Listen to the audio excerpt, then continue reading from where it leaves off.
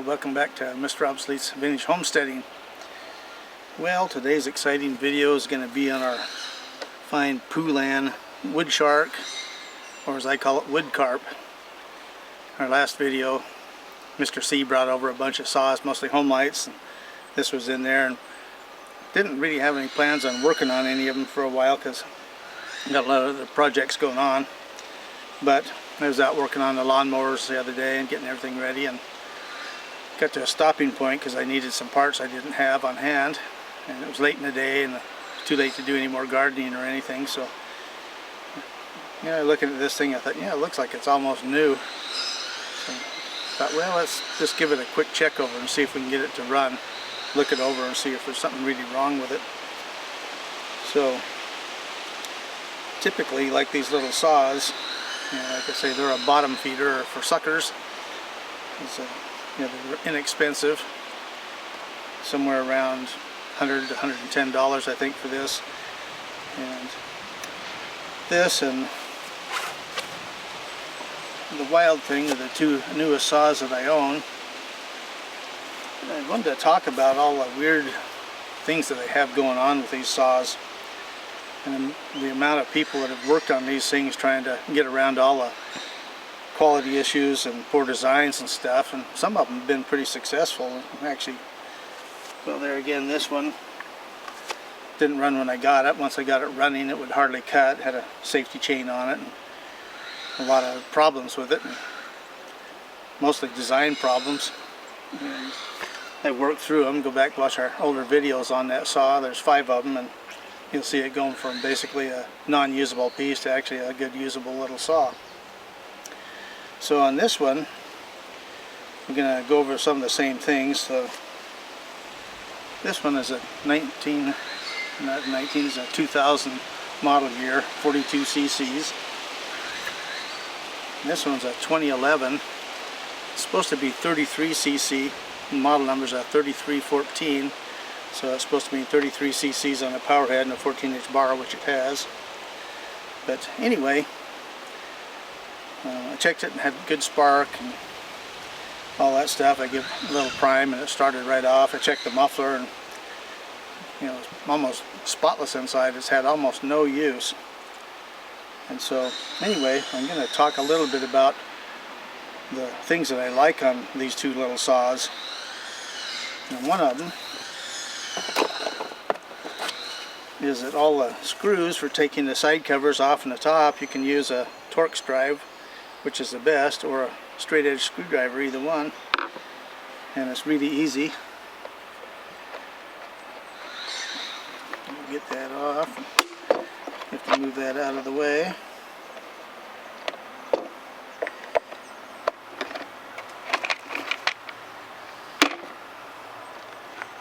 And you have instant access. Now this saw has got some really weird features. One of them, it has a 2-barrel carburetor, which I've never seen on a saw before. You got your main one here, and your auxiliary one up here, and that's for high speed. Then you got your controls, you got your choke, ignition switch, of course your recoil. So I first started looking it over. I checked the fuel lines, which are almost always rotten on these things, and there again they were fine. And so I just started to go through it just like I would on any saw. Check for ignition, check the muffler, and take the muffler off here and show you. Be right back. Well, we got the exhaust system off here, and looking in the port, there's just a teeny tiny itsy bitsy amount of carbon. It's almost non-existent really. And the thing that they changed on these from the earlier saw, exhaust comes out the front here.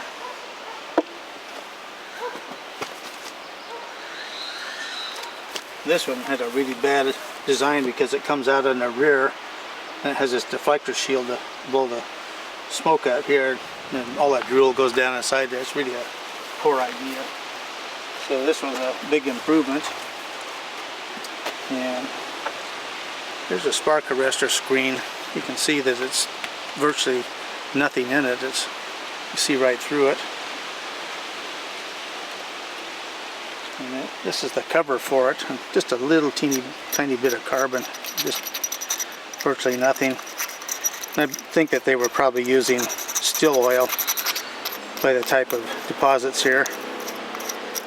Okay, well, got the muffler off here and cleaning up the carbon. This is only carbon I can get out of the exhaust. Like I say, this saw is basically new. And the baffle plate here that goes on the front of the muffler is the only place that had any actual real carbon on it, which was minimal, just a thin, tiny layer.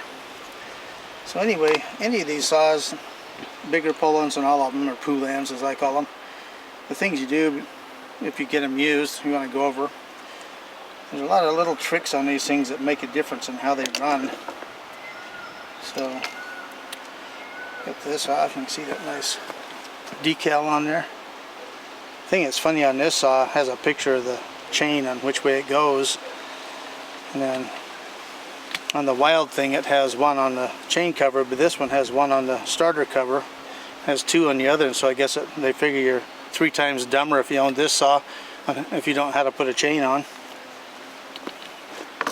Anyway, one of the critical things on these is the gap between the magnets here on the flywheel and the coil.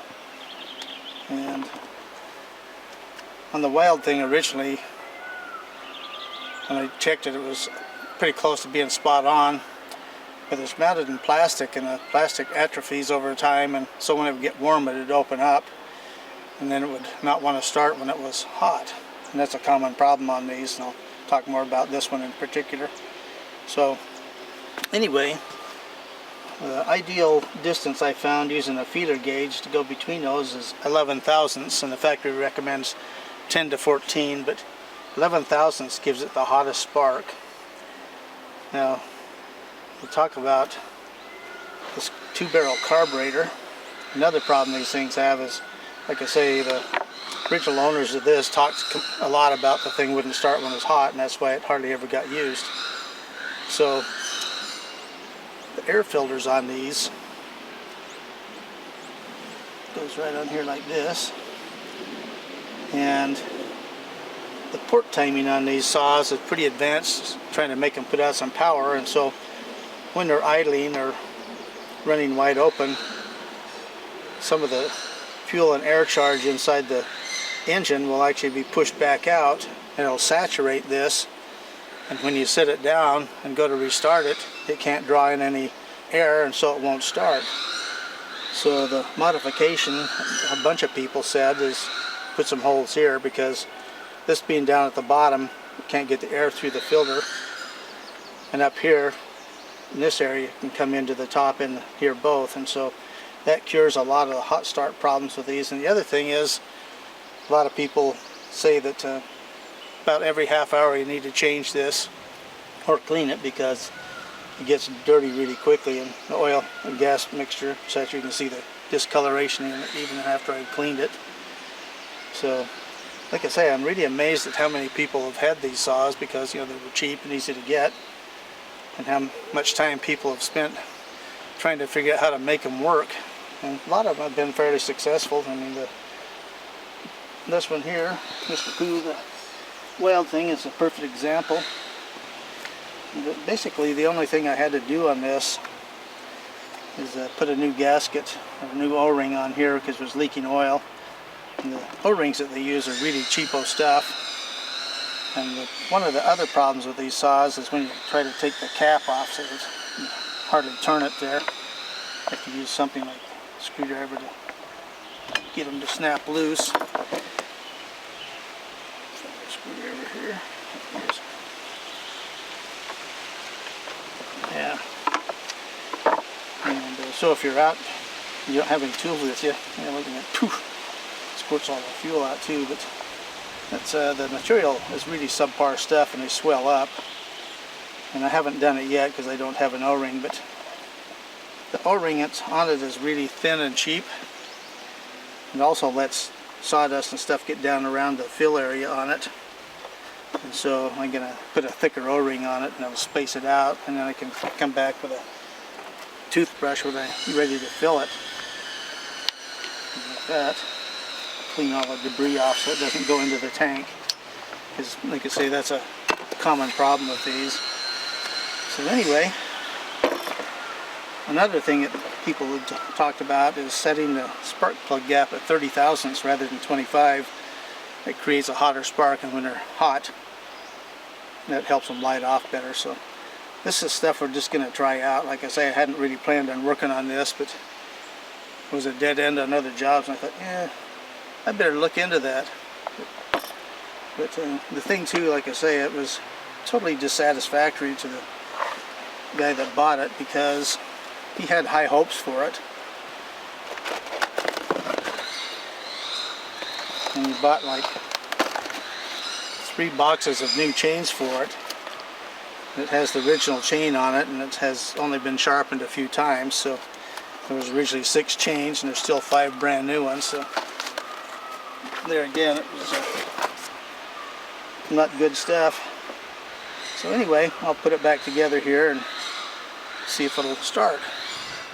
Okay, well, got it all back together here. Before we run it, I just kind of wanted to go through a brief on these things again, all the problems these things suffer from, and the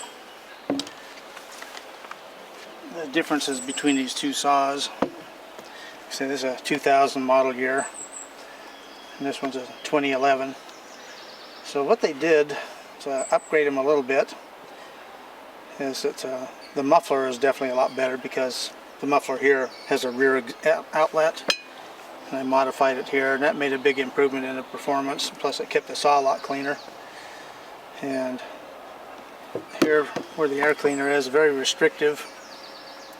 When I drilled those out and put it back on, idle speed must have gone up almost 1,000 RPM, so I had to readjust that. And that made a big difference in the performance too. And checking the gap on the magneto was another one that changed the performance on it.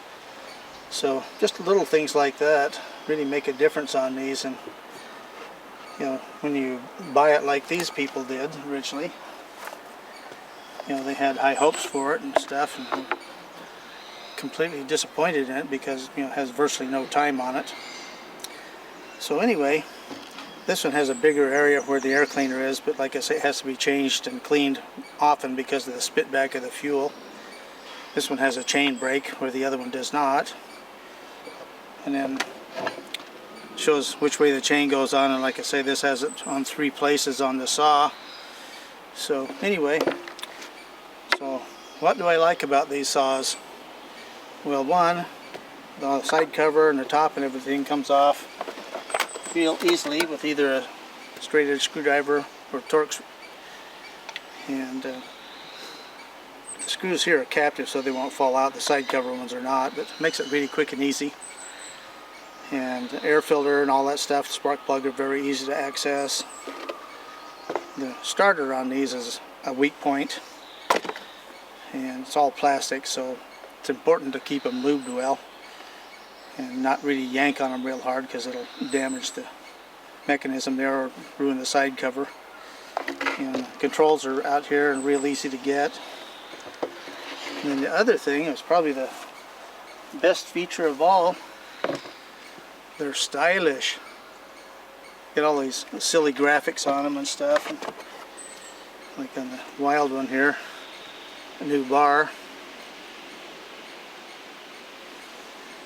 And this one you can still see Wood Shark on it, mostly in the shark biting a tree is kind of gone, worn off, but it's just cheapo paint. So anyway, here's what I think. If it's mostly plastic, it's most likely not very fantastic. So we'll be right back. Okay, well, we're going to try starting this rascal. Now, I've not done much work to it. The carburetor adjuster screws on these are oddball things, and I don't have a tool for them. So I had to take the air cleaner off and part of the cover off the carburetor to get in and adjust them. And it has little 21 splines on it. I've sent off for a tool for it, but recommended procedure for these is, it says right here, push 6 times on the purge bulb.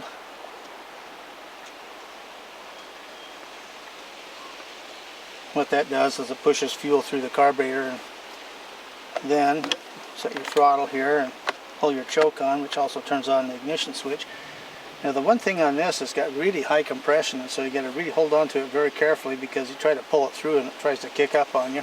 Or the best thing to do is put it on the ground and start it. But anyway, one other thing too is that a lot of people have talked about when the hot starting problem on this particular saw is that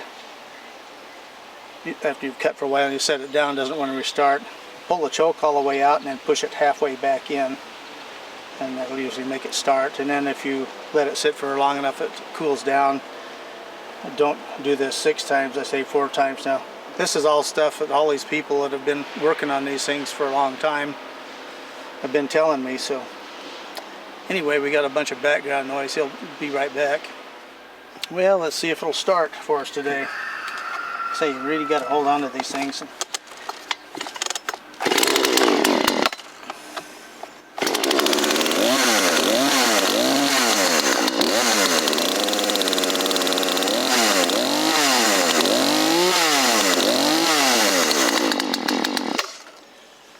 Well, let's give it a test here. And got this really nice big log here to cut.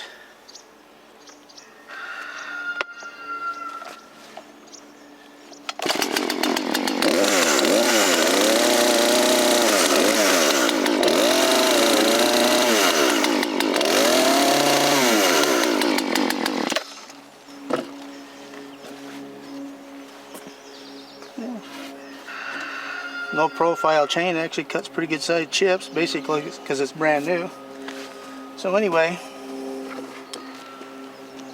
there again, if you end up with one of these, there's lots and lots of videos to go back and figure out how to make these pieces of crap run consistently. So next time we have it out, I'll get the carburetor adjusted fully and go out and cut down a tree with it and see, and eventually I'll get a real chain and put on it.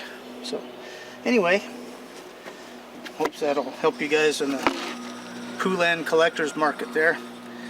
One channel I'd recommend, a guy from Canada, is called Indie Woods. That guy has worked mostly on the bigger ones, but he spent lots and lots of time figuring out all the weird glitches and problems with them, and actually uses them reasonably successfully. So I would recommend watching his channel. He's an outdoorsman and does a lot of other interesting stuff. So, well, like I say, hot rodding is still something people like to do, because they'll take a piece of, you know what this is, and work on it forever trying to figure out, improve it. One good thing about it is that if you figure it out, you're a whole lot smarter. But then you'll be smart enough to buy a McCullough or something good, a home light. So anyway, these are kind of fun. I've had a lot of fun with these 2 saws, and this one will be doing a little more work here. But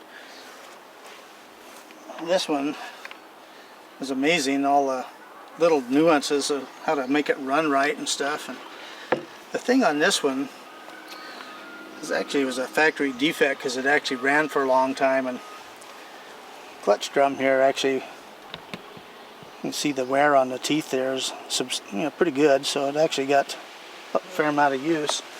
But it was a typical homeowner, because they'd never flipped the bar, and so the bottom of the bar was really spooged out and stuff. Had to file it and pinch it back together and whatnot. And the other thing is, there again, they bought extra chains for it. They never learned how to sharpen chains. But this saw is the most finicky and touchy saw. When the guy had it, he didn't really know much about it, but like I say, it ran, but it didn't run really sharp. And the difference between running okay and sharp on a high-speed jet is maybe a 1/16 of a turn. Makes a huge difference. It's amazing. But like I say, he got quite a bit of use out of it, and the reason they quit using it was that the screen got plugged up and it couldn't breathe anymore. It wouldn't make any horsepower. So anyway, vintage is best, even if it's like these that are okay. We'll see you on the next video.